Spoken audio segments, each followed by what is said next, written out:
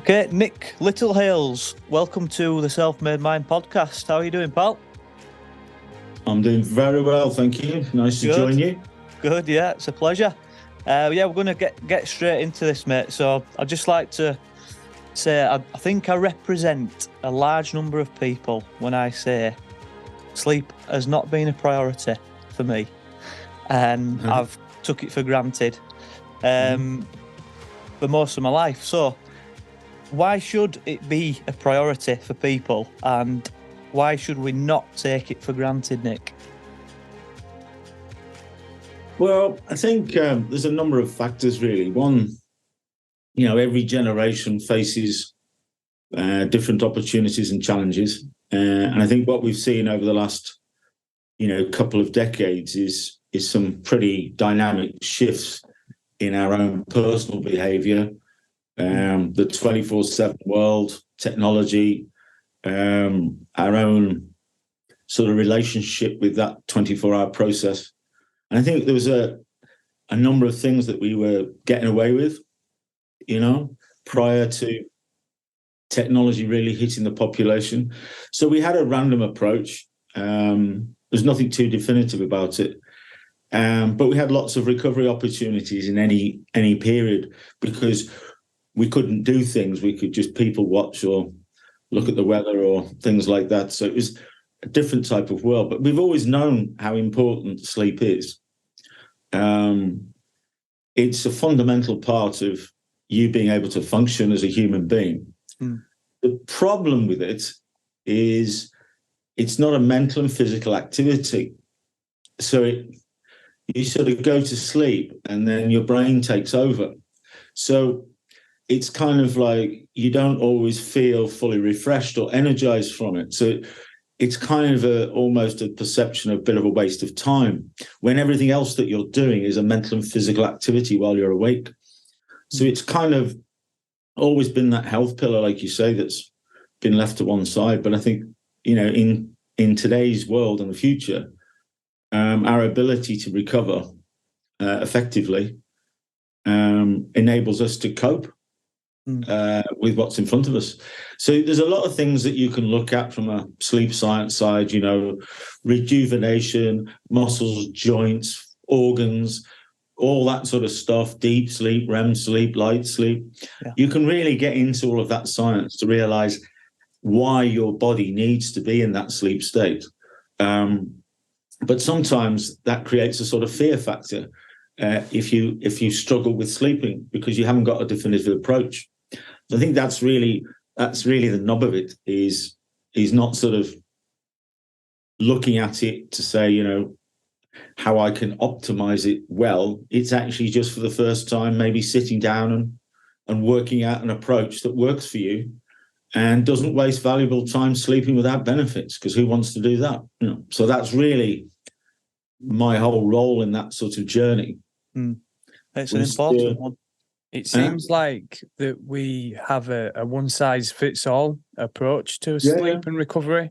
And is that what you're saying is completely the opposite, that we have to find an individual blueprint ourselves to figure out how this works for us?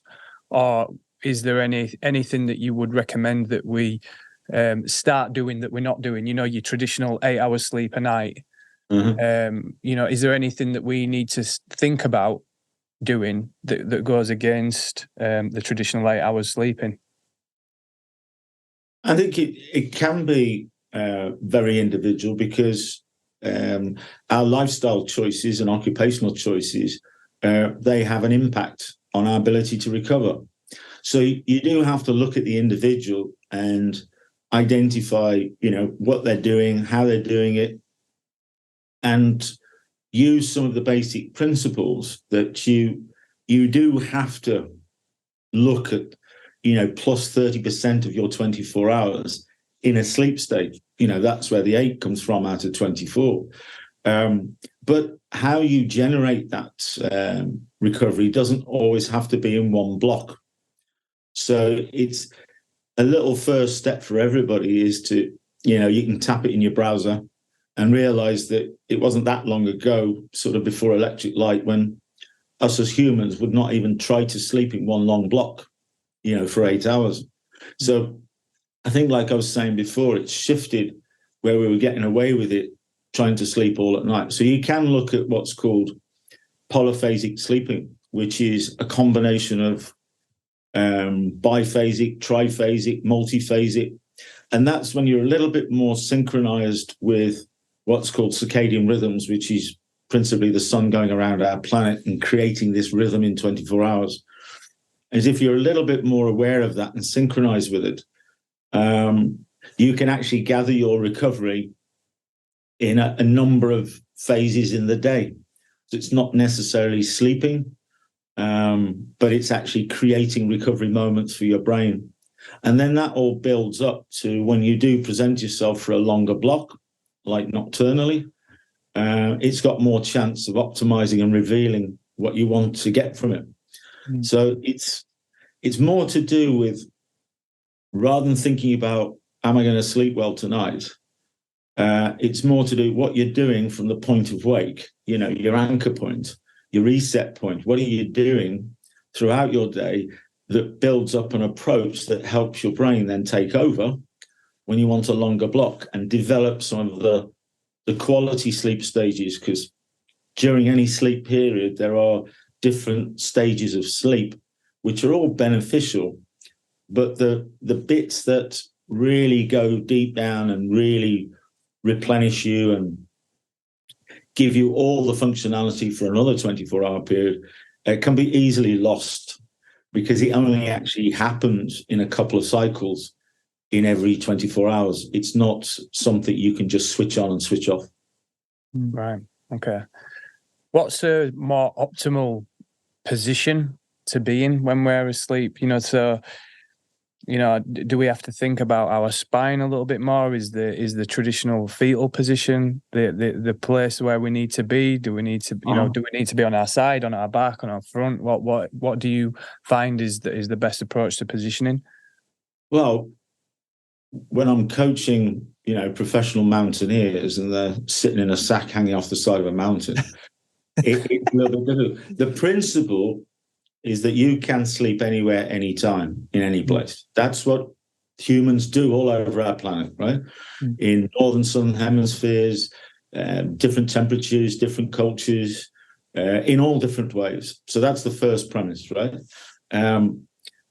If you are trying to, look at a particular position, then it's about this sort of human behavior, circadian rhythms and everything else. So if we were outside, guys, all the time, we'd curl up, probably around a tree or something like that, or to provide some level of security from the outside world.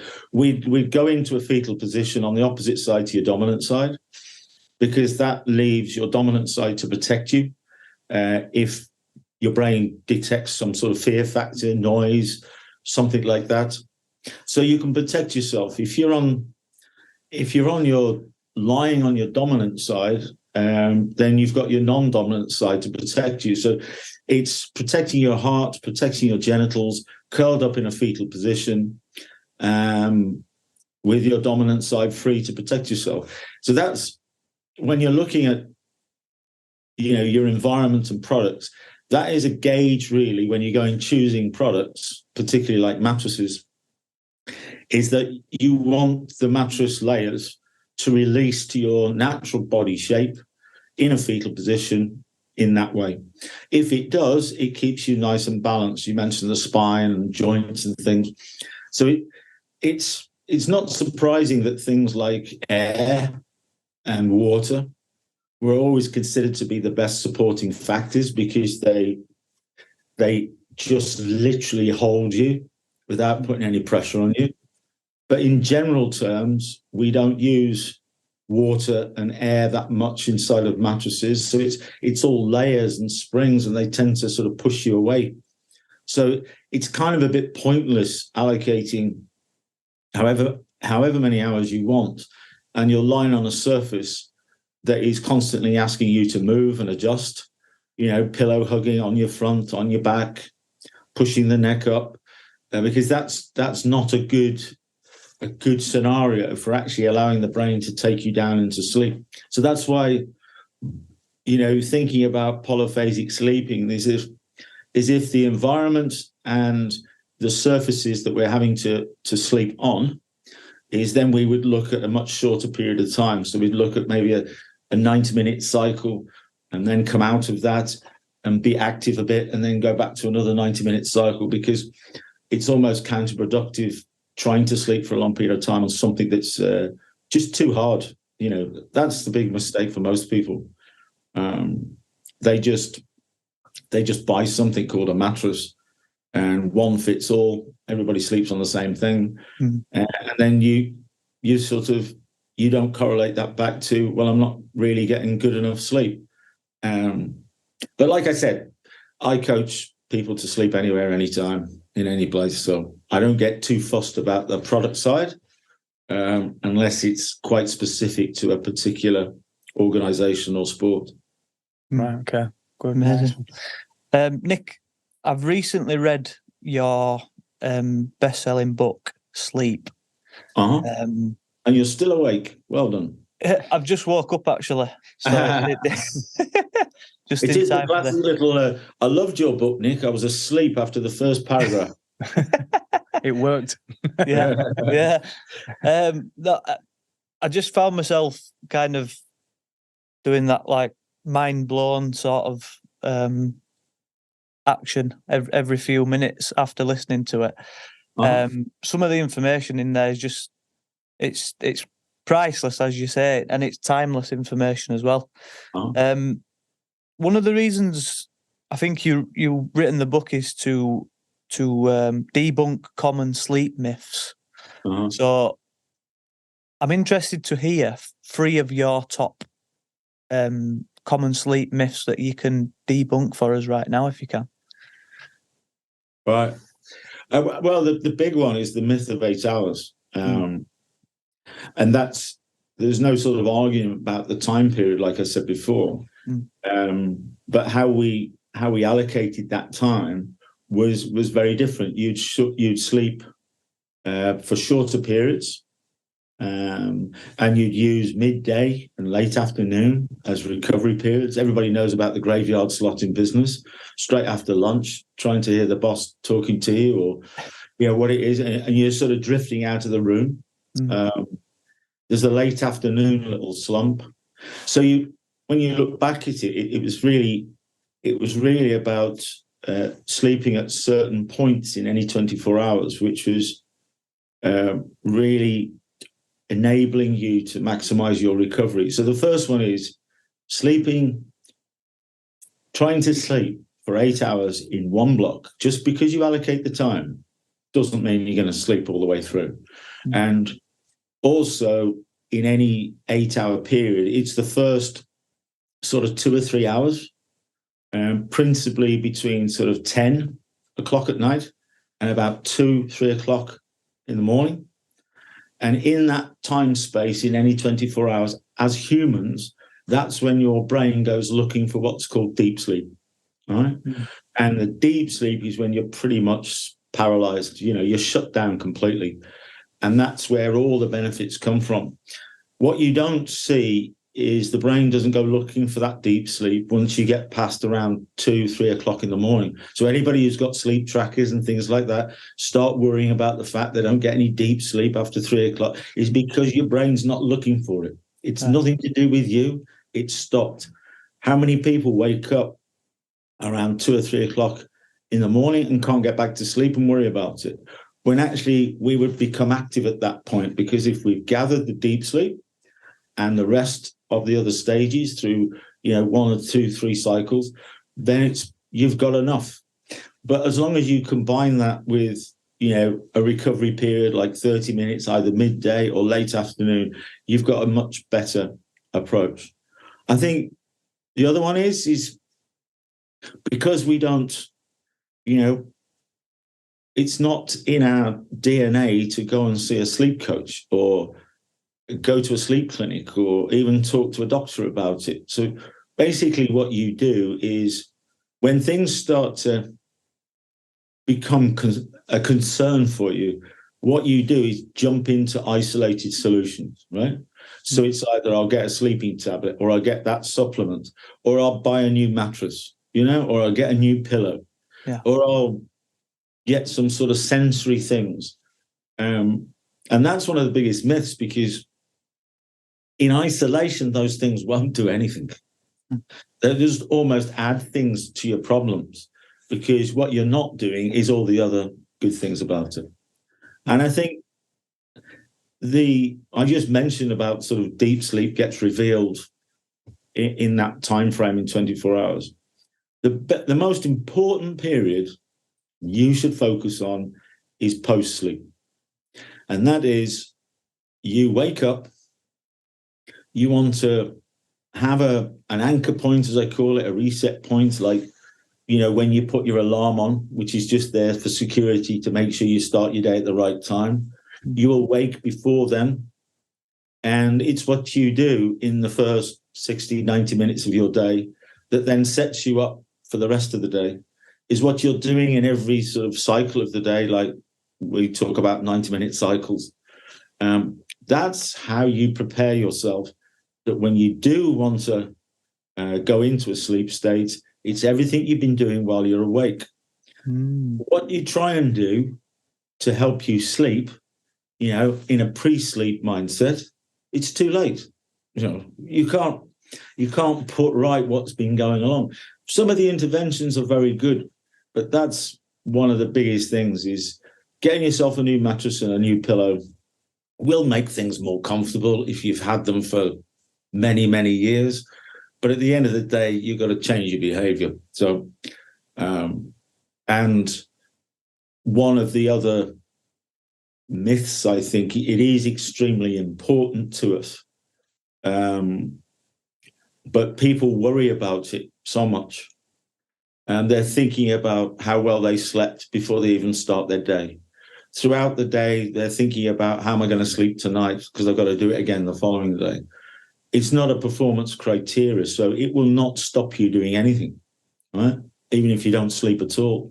So it's kind of, you're in this rolling mindset of worry, because you're not getting enough out of that period. So everything else that you do, whether it's nutrition, exercise, whatever you're doing throughout your day, will always be diminished, right? Because you're not recovering. And that's one of those things, is to say to somebody, stop thinking about sleep and your perception of sleep. Is change your perception to, it's a human recovery performance tool. And if you define your behavior a little bit in a very practical, achievable way, it's a very natural process. It should reveal itself every day without you even trying. And once you get to that place, you stop worrying about it. So you stop thinking about, we put a clock on the sun going around our planet. The sun doesn't give a damn about us, right? The sun creates this light, dark, and temperature shift. It creates this rolling rhythm. We're animals.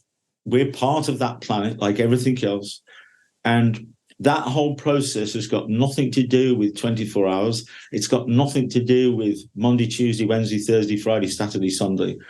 And once you start to think about your sleep like that, you're able to have something that you're doing every day, being able to manage the positive things coming your way, being able to manage some of the negative things coming your way, because we're not in control of our days, no matter how much we think we are. And by doing that, you take all the pressure off sleep. So when you get to a place where you stop worrying about it, by default, your recovery starts to improve. Nick, I've heard you mention about AMers and PMers before, and how it's important that we choose the correct partner in our life as well, according to our AM and PM behaviours. I've got into a lot of trouble with that sometimes, I tell you.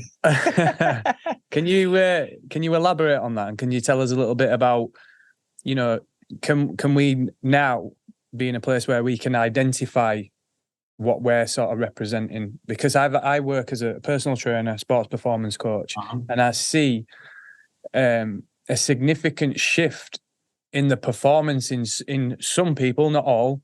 Yeah. But later in the day, I find that most people perform better later in the day. Mm-hmm. On a strength and output standpoint. You know, do you find that across the board people are generally more swaying towards PMers, or do you think it's a good split 50-50? It's a good question. I think, you know, when you're sort of saying before sleep's been taken for granted and these myths, and I was always fascinated by this. You know, I was aware of owls and larks. I looked into it, and there's a little sort of genetic twist to how a PMer reacts to light, and a hormone called serotonin, which principally kickstarts our day with the sunrise. So I was sort of fascinated because even myself, it was very easy to say, you know, I love the mornings, you know, and I was just, I'm starving when I wake up. I can do all my business accounts and I make profit. I add everything up, everything works. As I wander through the day and get into sort of late afternoon, then it's more creative things rather than mental things that seems to be easier to do. So I think it's really important. Anybody listening to this sort of, well, I'm a bit of an in-betweener. That's because when you make choices about your lifestyle or your occupation, then you have to make some adjustments. So you override it, you camouflage it, or ignore it. So in-betweeners are tending to spend most of their time in sort of limbo, neither here nor there. I think there's no sort of specific research, but pretty much every group that I've been coaching over a couple of decades or so, there is definitely more PMers in the room, you know? Yeah. I think so. I would take a pretty good stab. It's probably 70-30, right? In a PMer way. And I think it's good to understand that, or at least take that on board, because we all live in an AMers world. Yeah. So as you as a coach, which is great, but those kind of conversations were never cropping up. They've only been cropping up recently, haven't they? Yeah, well, I had this last week with a client who she were adamant that she wanted to start a day the positive way, the right way. You know, getting up early, coming to do her coaching session, get it out of the way kind of thing. But her performance weren't there. Her body wasn't woken up, and she just wanted to talk more and learn more things through education rather than applying it. So it got to a point where we're like, right, we need to work now. We've got to get to work. Otherwise, we're just going to talk all day about it and there's no action. And it was like she wasn't ready to do it. And one particular day, she's yawning, lackluster. And I said, like, a little bit heated as well. I was like, if you don't wake up and sort yourself out within the next 5 minutes, you need to go home and go back to bed. And which she was kind of like, oh, right, okay, and then like springed into action. But I didn't actually understand the importance of an AMer and a PMer, and she's just clearly a PMer. So I suggested at that point, after, you know, doing a bit of research into yourself, I don't think you're training at the right time. I don't think there's anything to do with like your lackluster approach as such. I just think you're choosing the wrong slot of the day to try and do it. We're yet to see the long-term results of that. But just from that one thing has massively helped me. It's like you say, why when you start to look into these little things and you just go, well, you know, I can't change everything and I can't do everything in a perfect way. But what I do know is that if I'm an AMer and I've been up early like I always am, and I've been active and everything else, I know that my relationship with late afternoon is going to be more of a, you know, it's not so active period for me. But if I know that, then when I arrive at the gym to see you, right, I get there 30 minutes earlier and I'll take a vacant mind space moment in the car or in the changing room, a nap, I call them controlled recovery period, a little micro sleep, a little phase out because I got the time there to just give myself the opportunity to come into your session, you know, to get the best out of it, because I know it's the same for a PMer coming to, wants to get a session in before they go to work. Yeah. And it all makes sense, doesn't it? But what they're doing is pushing themselves too much unless they shift their anchor point a full cycle before I'm coming to see you. Gives me an opportunity to get plenty of light, to get the serotonin levels up, to get everything functional. So when I get to you, I've done something that is helping my chronotype because I want to do something at a particular time, or somebody's asking you to do something at a particular time. And it's those little things that you wouldn't think at all is going to have an impact on your sleep. Yeah. But it does, because you're putting your brain, which is an amazing organ, constantly adapting and adjusting. But if you're always putting it under constantly adapting and adjusting all the time, then you're going to get to a point, whether you call it burnout or whatever, where you just start, you're dysfunctional. Yeah. And it's sort of like, there's so many aspects of it that it can be an absolute, using that word, game changer for somebody. Because you start to see the data, don't you? When they're on the treadmill, or when they're doing this, or how much they're how much weights they're lifting, how many reps they can do, how they are after so many reps and things like that, or how many lengths of the pool they can swim. Suddenly it just becomes easier to achieve those markers. And the last thing you want in anything that you're doing is if your mood and motivation levels just drop a little bit, there's that wonderful thing that comes running out of our back pocket called excuses. And once we start to create those things, I can't get to that session because a meeting's gone on too long, or there's a traffic jam, or it's all rubbish. We create these little things because basically our mood and motivation has just dropped. It's diminished a bit, so we just don't get there. And when we're there, we make excuses for other things. And it's absolutely amazing. And it's great to hear you, because there's a lot more coaches and personal trainers and everything else really sort of taking this on board, because they get far more out of their clients. And sometimes I've heard it that, they will actually reduce the session. Maybe it's a 60-minute session for them, is have 10 minutes recovery activity before or after the rest of the activity, rather than blasting it for 6 minutes. Is actually thinking about the recovery aspect of everything that we're doing gets you better results. Yeah. I think it's easier to handle that way as well, rather than thinking everything's a mountain of a task, with everything else that we're trying to spin in life and all the different hats that we have to wear.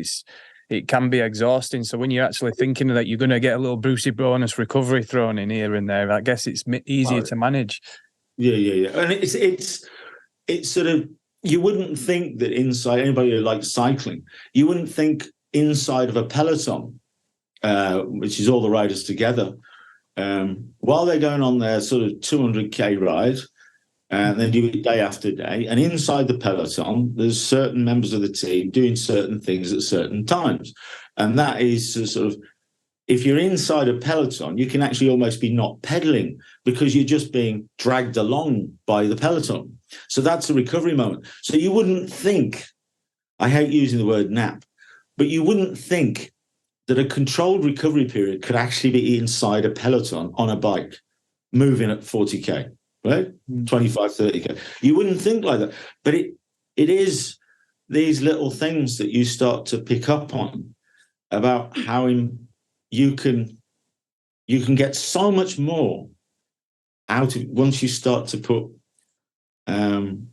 recovery as a major mental and physical activity that is as important, if not more important, to being able to achieve what you want to achieve.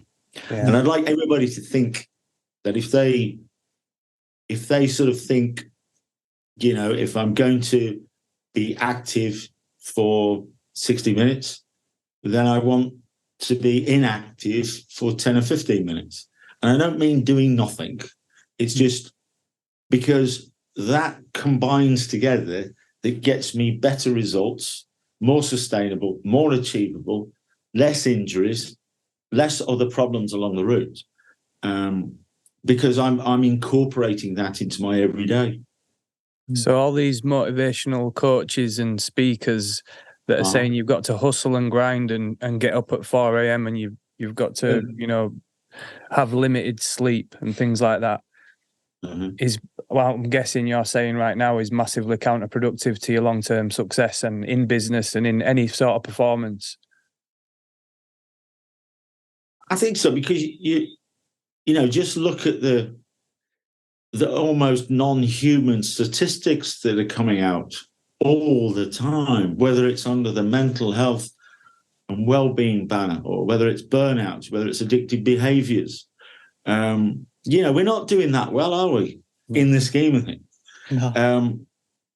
So, you know, I think it's a really good point that if you know, both of you, that if we just step outside and sit on a bench and look at the trees, or we're by a river or by the coast, whatever it is, just outside, and we sit there for nothing more than 5 minutes or so, what happens is, because your brain is visualizing something that's about calm, that's about nature, that's about, you know, hasn't really got anything to do with anything other than you're a human being on a planet, and don't forget that, right? Never mind whatever you do, don't forget that. You're just a human being with functions. In a very short space of time, we would look at each other and go, life's not really that bad, is it, guys? You know what I mean? Yeah. It's like when we go camping. It's like when we go out into the mountains, when we have a break from everything else, and just looking at the sun and the trees just for a few minutes means I'm processing different information that creates different feelings than when I'm trying to deal with chaos or problems or concentrate or focus. So you wouldn't think that if you just sat for 10 minutes, you know, with a towel over your head in the changing room, right? Or you were sat in your car, or you just sat outside before you go into the gym, and just allow that to happen. What you're not doing is taking all that crap. You're taking that into your sessions.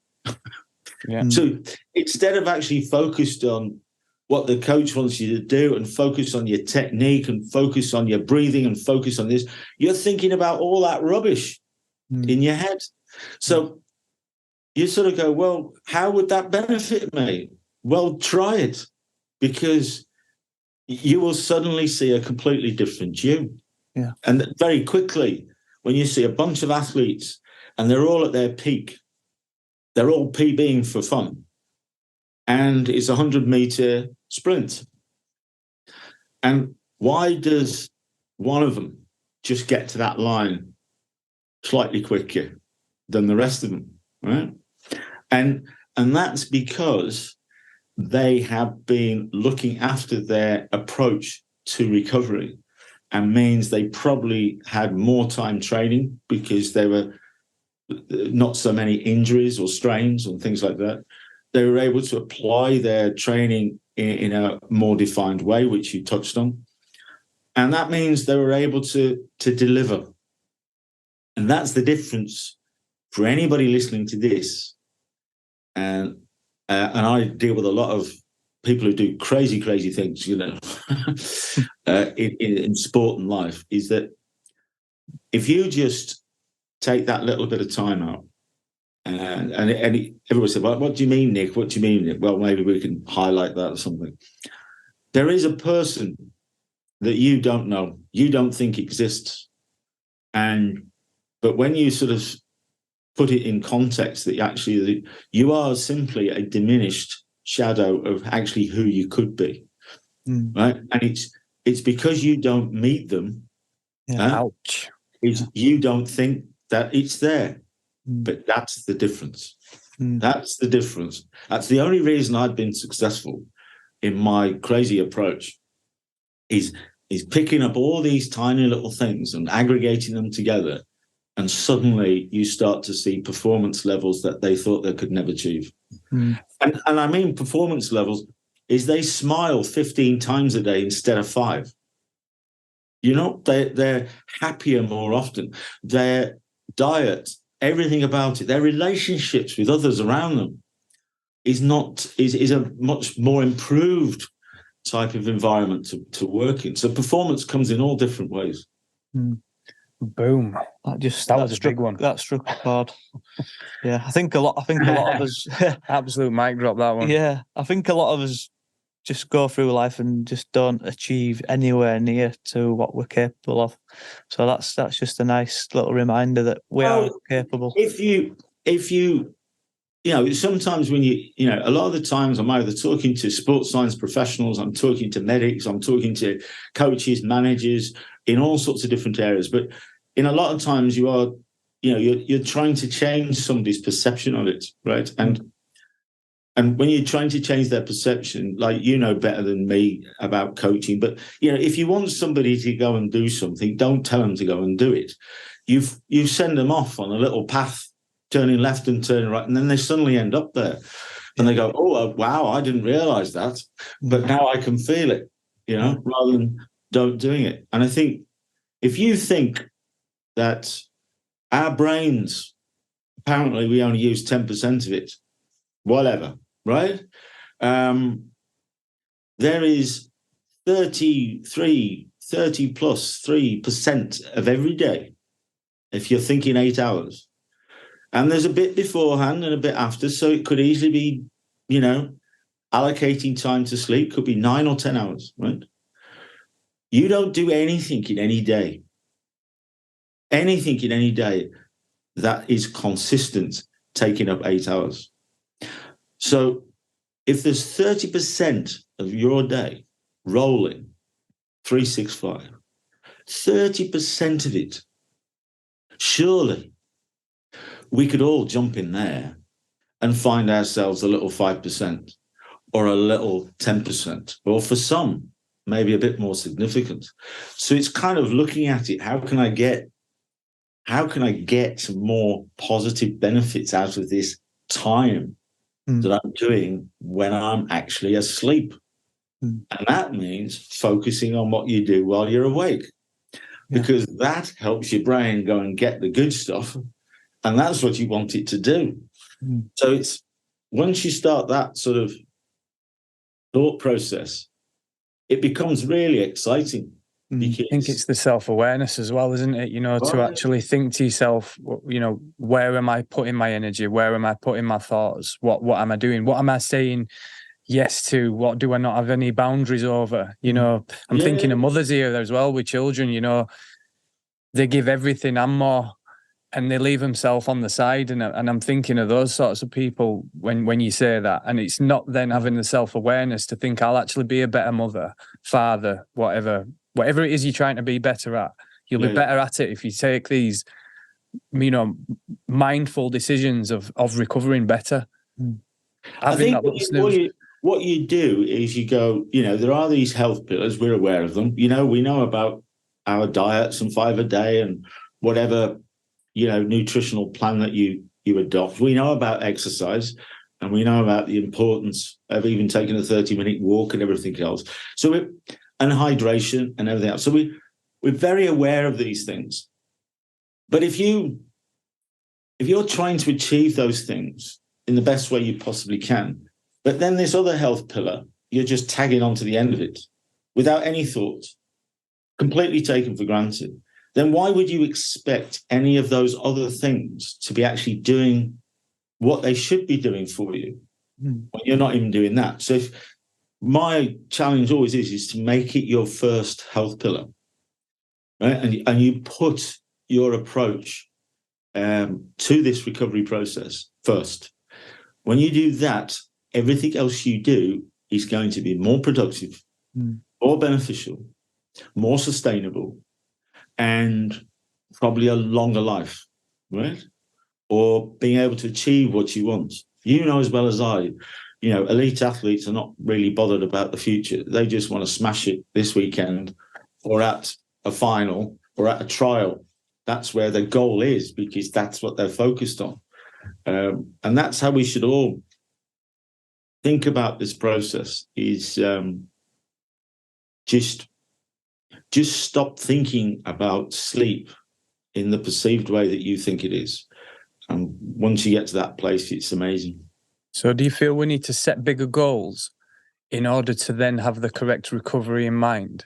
Because if we're not, I guess the recovery wouldn't come as part of an essential way of being if the goal's not there initially. Obviously, now relating it back to elite athletes, do you suggest that we have bigger goals, which means that we have to get our, should I say, shit in order to then think, right, I need to recover? Is that kind of what you're alluding to?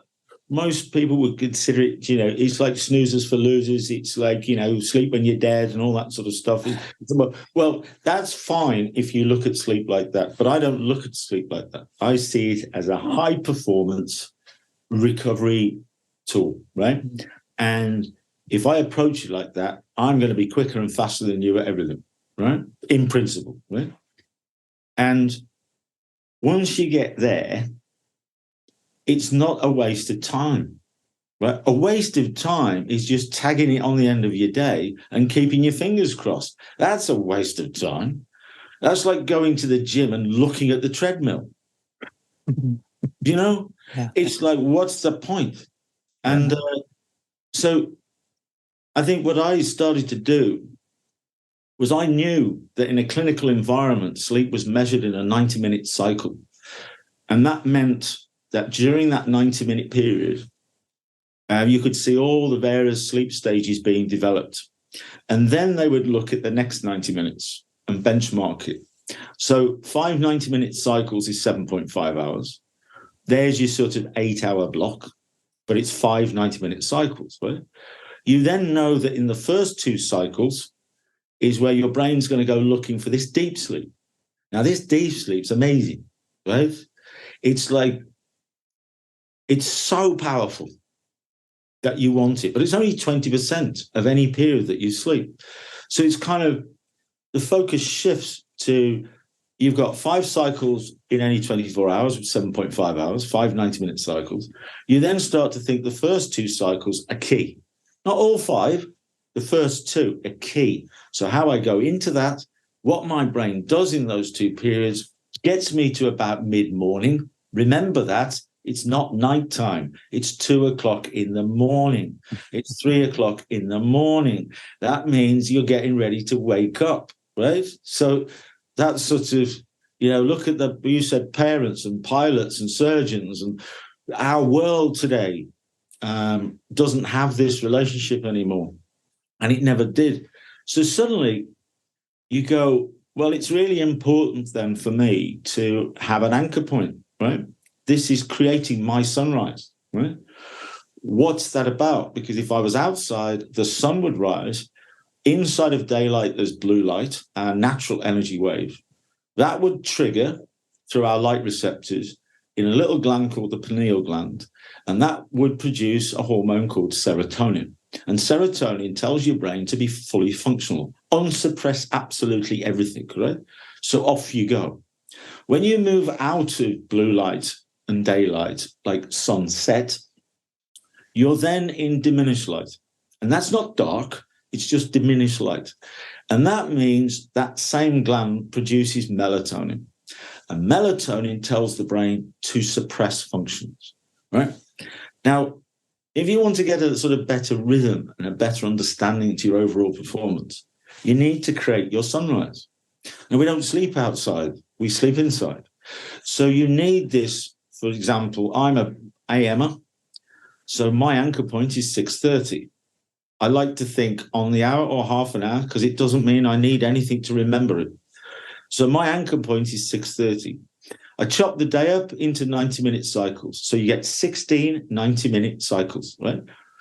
And that takes you from the first cycle of your day between 6:30 and 8, right the way round to the final cycle, which is between 5 and 6:30.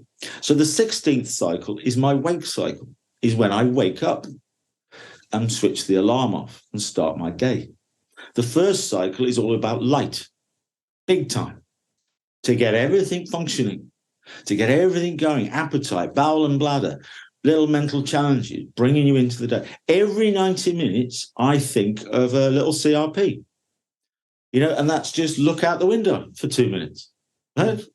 That's all it is. Or I've got a hydration bottle on my desk. I only half fill it because I get up and go and half fill it again.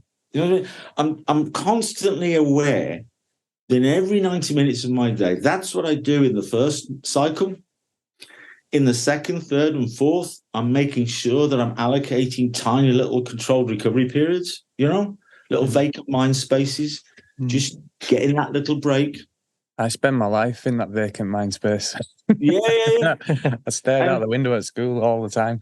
Exactly. And because I'm aware of polyphasic sleeping, then I have a 30-minute cycle, which is 30% of 90, 8 hours, 30% of 24. It all adds up. That's what you call a nap period. But I always allocate 30 minutes late afternoon for me. And sometimes I'll microsleep. Sometimes I won't. Sometimes I'm not even trying to sleep. Right? It's just giving your brain the opportunity. It can put you asleep behind the wheel of a car on a motorway. What's all that about? That's nuts. Yeah. So you kind of like, if I've got some rhythm, then me and my brain have got better opportunity. Oh, we're going to microsleep in that 30 minutes. Fine, well, I'll just sit here and do it. Bump, or I might sit on the sofa, or I might sit on a bench. I don't have to go to bed. I can do it anywhere. So that little 30 minutes there takes the pressure off. If you think about 4 phases of the day, so sunrise, midday, sunset, into midnight. So that little 30 minutes helps me and my brain go into phase 3. And that's the evening. And I want to have an unrushed evening. I want to be able to, cook my own food. I want to be able to eat well. I want to maybe go to the gym. I maybe want to have some social activity with my partner or something else, because that's my time.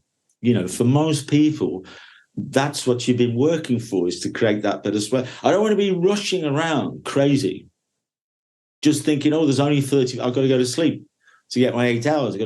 So I completely shift it and say, instead of looking at 5 90-minute cycles, which would be between 11 and 6:30, okay, is I start thinking about going into my sleep would be from 9:30 onwards, okay, to be ready to sleep at 11. Now, hang on a minute. I live in a 24/7 world.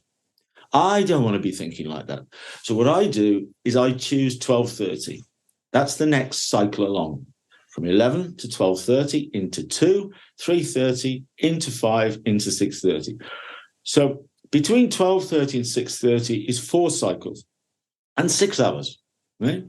But because I'm taking the pressure off that third phase, it means when I get to that particular point, I'm highly likely my brain just goes into that one, the first cycle, goes and grabs that deep sleep, and then we just roll through the other and just come out it. It means that my bowel and my bladder's got more time before I go to sleep. It means all of the pressures and the thoughts and all the stuffs and the emails and the, everything that we've got to do and social media is more time for it to happen. So my pre-sleep doesn't start until 11. Now everybody's going, but that's too late. I said, well, no. See, I'm getting more time for me in my day. I'm improving the way I recover. And it's not taking up any more time. I'm still getting all the value. And I stop worrying about it. And in particular, the sun's coming in here. Amazing, isn't it? You're just about to move out of this seasonal affective, let's do nothing period of time, winter, when it's dark at 4 o'clock. We're going to be switching the clocks forward soon, right? We're going to change the clocks again. And so suddenly it's like this at 10 o'clock at night. So you come out of this period where it's dark at 4 o'clock, and then suddenly it's light at 10 o'clock, and your behavior shifts, doesn't it? So what I'm trying to say in a sort of roundabout way, I've structured the way I approach every 24 hours, and this is what I coach, that enables me to go through the seasons enables me to deal with, going out bike riding at 9 o'clock at night, or meeting up with friends, or going to the cinema, or having spacing time so I can buy some fresh food and cook it myself, to maybe learn some more chords on the guitar, maybe do some exercise at the gym that I wouldn't normally do because I ain't got time.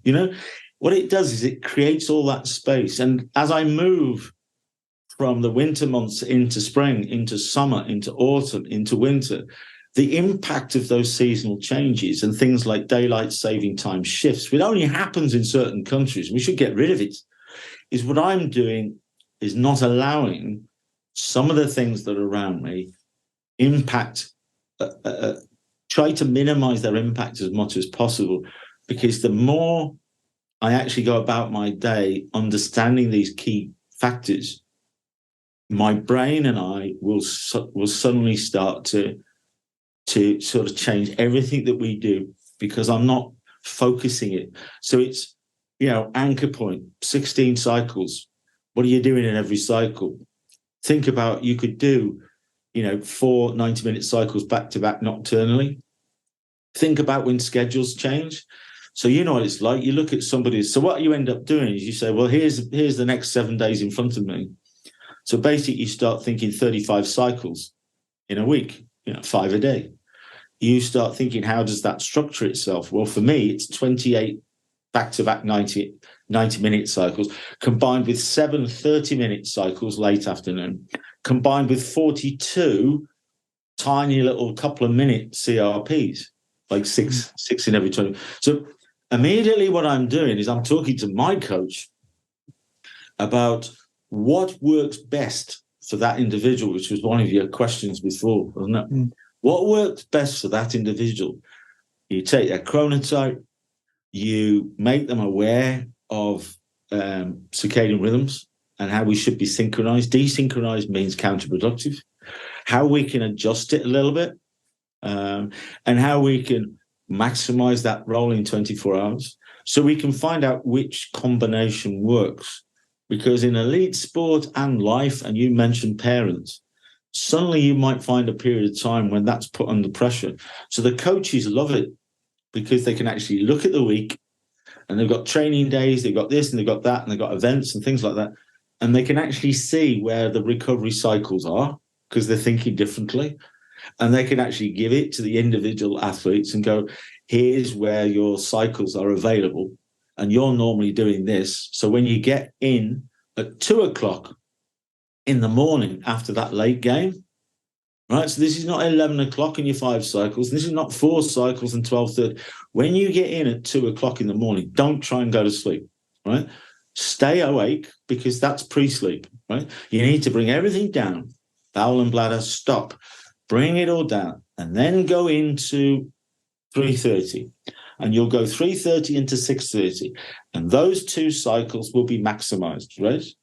And then you think about keeping your sleep. And then maybe we put a 30-minute cycle in midday to balance that shift, along with your 30-minute cycle late afternoon. So suddenly you start to, within a structure that you can very easily subconsciously, I don't care if you ring me up,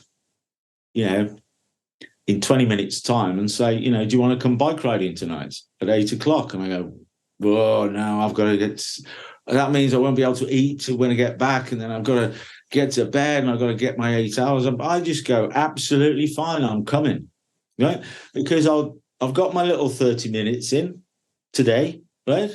After this, I know that's already there. That's what I do all the time.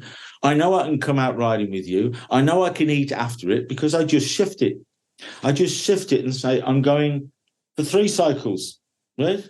But I know what to do and I know what I'm doing. So stop worrying about whether I get any benefit, because already I've just gone, I'll have 20 minutes tomorrow afternoon, as well as my 30-minute one. No? So immediately you take more advantage of your time.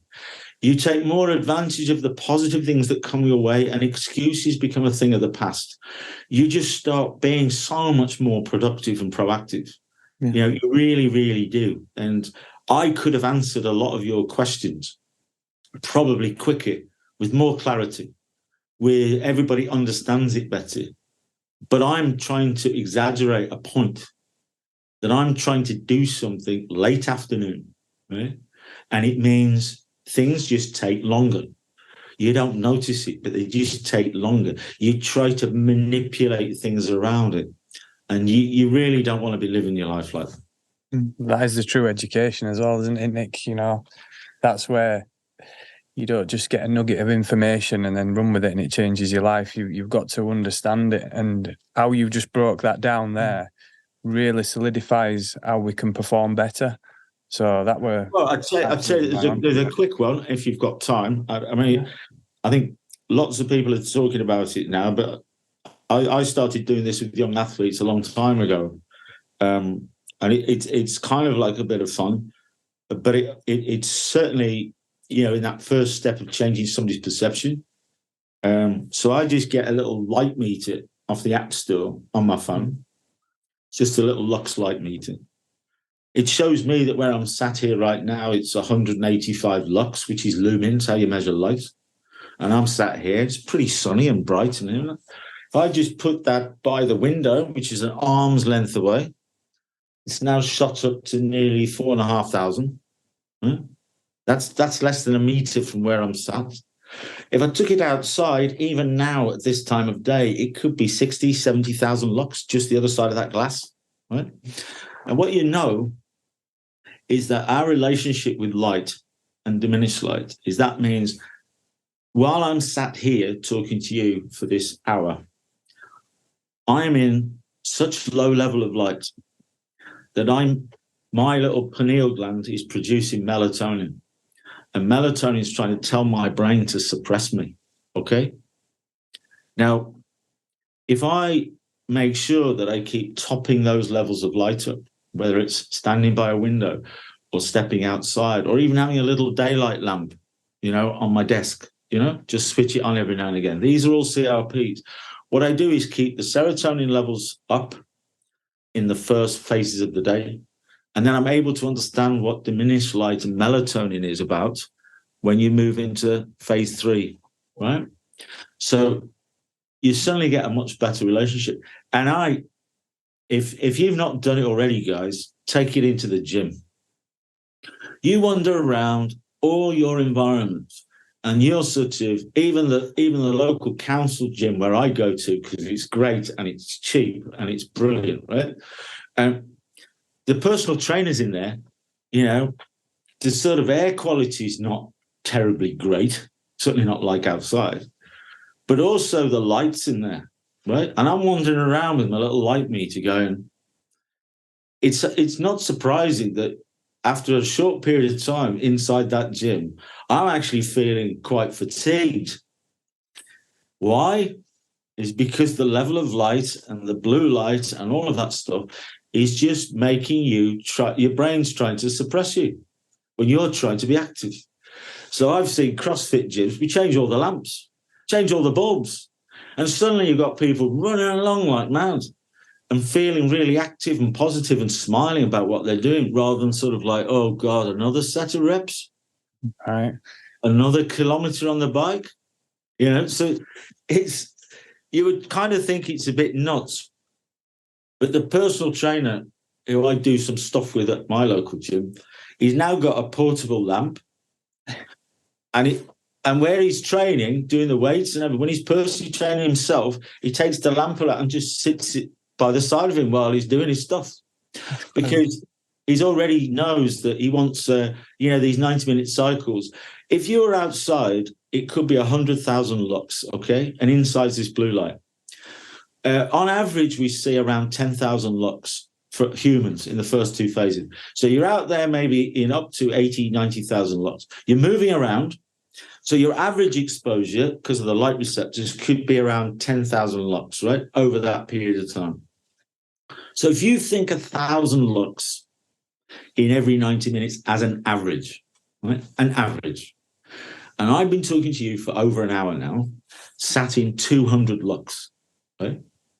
That means I need to step outside, put my lamp on, or do something to get that serotonin level back up again, right? So you start to get a real relationship with, if you're going to really function at your best, at least get a relationship with light and two very key hormones, because that can be an absolute game changer to you. You know, with the PMers and the AMers, little things that they might do.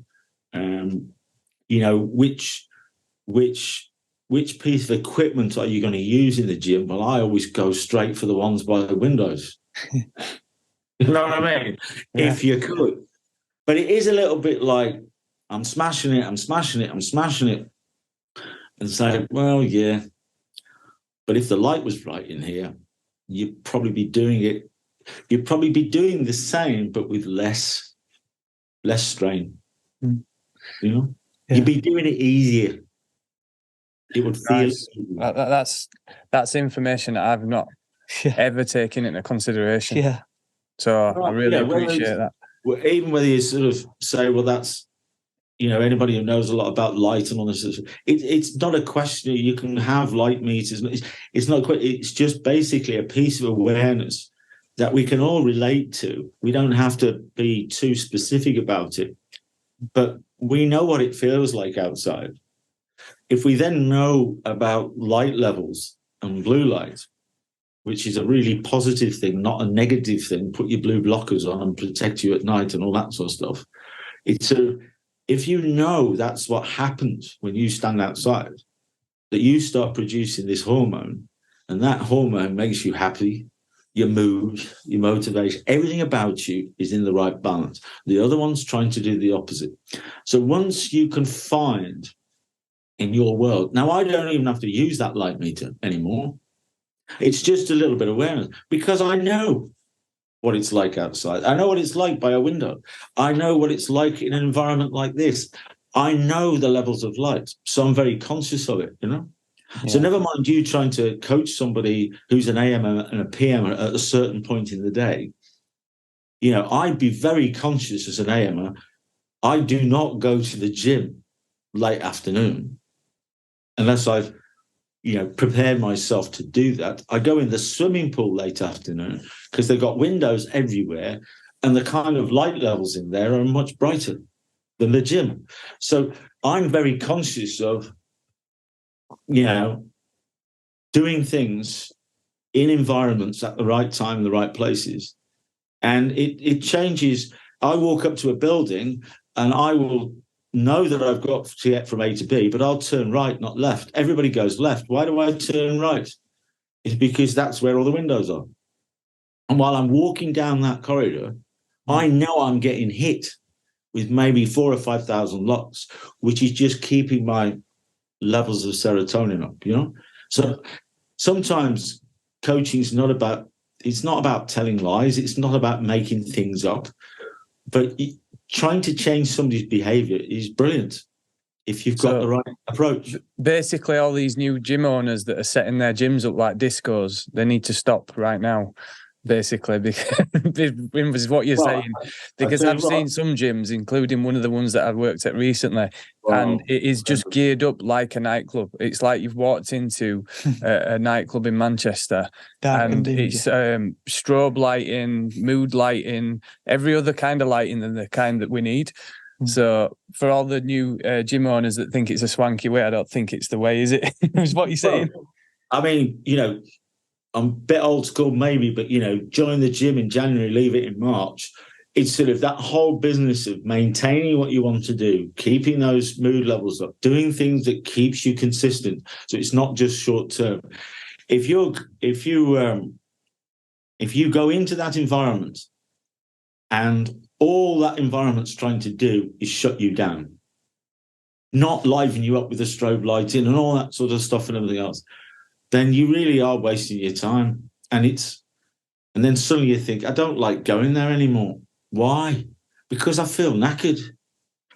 The PT guys at the gym, this is, you know, I come in here every day and I'm training people, I'm doing my own training, but God, it's sort of, I feel so lethargic. You know what I mean? And it's the opposite effect it's meant to. Why is that? Yeah. Why is that? It's because of that. It's as simple as that. You know, you come from the outside, you've woke up in the morning, You've had a bit of time outside coming to work, to the gym. You come inside the gym, and within a sort of an hour, your hormone levels have shifted.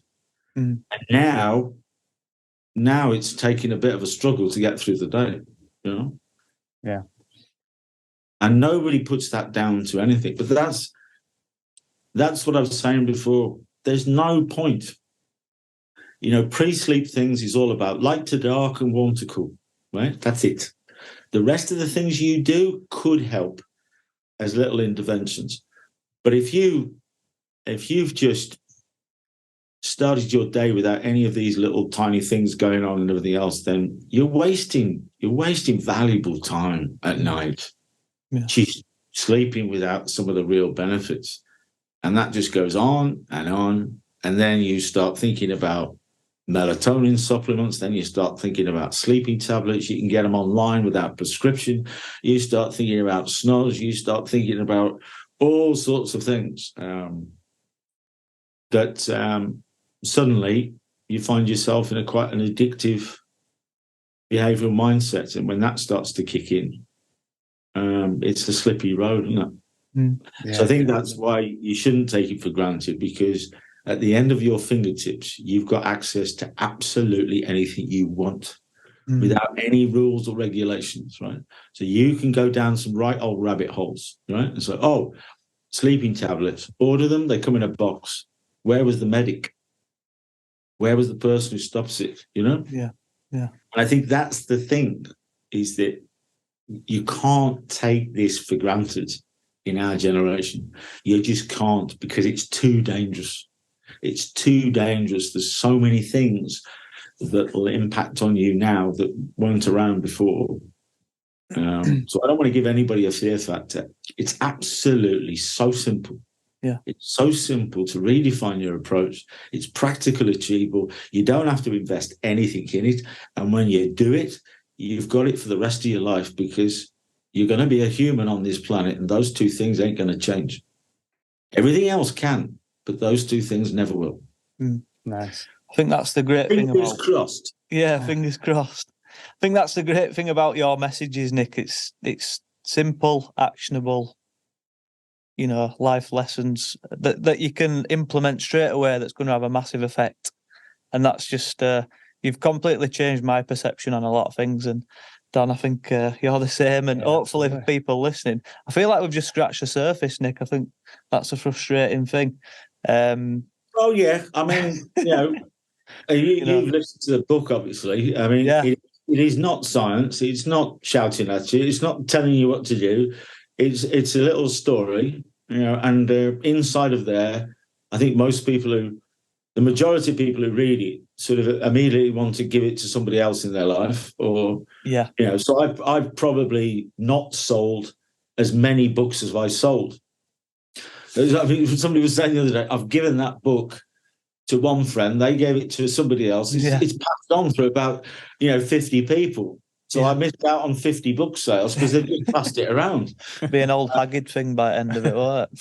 Yeah, and they just go, to be honest with you, when I read it, I thought, I kind of know all that. I kind of thought that I knew this, but I didn't, because it just sounds so ridiculously obvious and simple and straightforward, and it's quite amazing why we don't. Well, some of my clients have been taking it on board for a long time, and they keep smashing it all the time. I won't mention their names, but they've been doing things like this for a long time.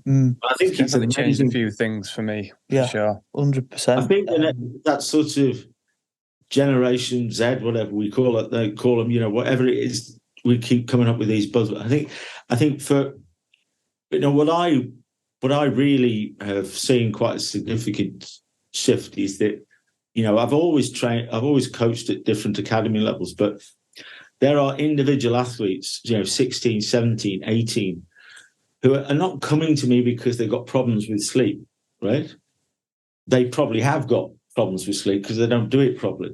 But what they're coming to me is, this is as important to be successful, because your ability to recover in the modern world is very difficult. really difficult. And so they need to have an approach that helps protect them. Otherwise, they can forget their career because they won't handle it. They just won't handle it as all of those things sort of crank up. Yeah, I think the younger you can take on this information, the better. And I hope everyone that's listened, I hope you've taken notes as well. It's been an absolute pleasure, mate. And like I say, I think you've definitely changed our perception, and I hope people who are listening think the same, pal. And where can people contact you or find out about more of your work? If you want to let us know about that. At Sport Sleep Coach, Sport OS, Sport Sleep Coach, Twitter, Instagram, LinkedIn, that sort of place. Sportsleepcoach.com is the website. It's got lots of podcasts you can access, and this one when it goes up, no doubt. Nice. We've got lots of blogs, and you've got some nice, easy steps, to get yourself going without going too far. Like you can read the book, get one off Amazon reused for a few quid. You can read and listen to the book. There's a little Audible course on there, under 20 quid, so you can just listen to something, me taking you through some steps. And we've got some coaching services on there. And if you did step into those particular areas, it's just a one-off coaching session that sorts you for the rest of the life. We're not going at it every day. We just have a particular session. We redefine your approach, and bang, you're done for the rest of your life. Yeah. So those are the sort of places to go. And please get the book. Please get the book, guys. I think to be honest, I've just got a very, very big organisation in the UK who we all would like to think we can trust and protect us. I say no more. 180,000 books is potentially going to be handed out to everybody, right? Because it's one of the easiest steps to take, isn't it? Yeah. It's just, I think once you make that step, it's great. But yeah, it's not a books. I'm not promoting books. That's all right. We'll do that for you. Yeah, we'll do that. And we'll do it in the intro as well. Yeah. So thank you for your time, Nick. We really appreciate it. And the education. You've absolutely changed a massive thing that I preconceived about sleeping. Your traditional 8 hours is obviously not what we need. So I appreciate the education and your time. Thank you. Mm-hmm. Yeah. Well, sleep when you're dead, turn it around, Yeah. Change that. Yeah. That's just before there, Nick. Sorry, I mentioned this chat to a friend before, and I mentioned he's a sleep expert, and his reply was sleep when you're dead. Yeah. So yeah, we'll end it on that, and hopefully that after he listens to this, he won't be saying that anymore. No, well, no. He's probably in the equivalent of feeling a bit dead most days. Not as good. Might be shortening his life a bit. But anyway, hopefully if he's listened to this, his perception of it, just think about people who do amazing things, physical things, triathletes, Ironmans, all sorts of things, extreme sports. I mean, massive challenges, whatever it is and everything else. And they don't do that by thinking like that. No, that's exactly. True. So yeah, thank you, mate. That's been awesome. Yeah, no Nick, problem. Thanks for your time, and keep doing the good work, mate. And hopefully we'll speak again soon, sometime. Yeah, maybe we'll bump into each other someplace. No doubt. Thank you. All right, Nick. Thanks. Bye, guys. Thanks a lot. Cheers. Take care, mate. Thank you. Take care. Cheers now. Thanks for listening to another inspiring self-made story, and we hope you enjoyed the show. We would be very grateful if you could kindly leave us a review, as it will help us impact a wider audience. You can do this on iTunes, Apple Podcasts, and Spotify. If you want to reach out on the socials, find us across all platforms using @the Self-Made Minds Podcast. See you next time, and happy success making.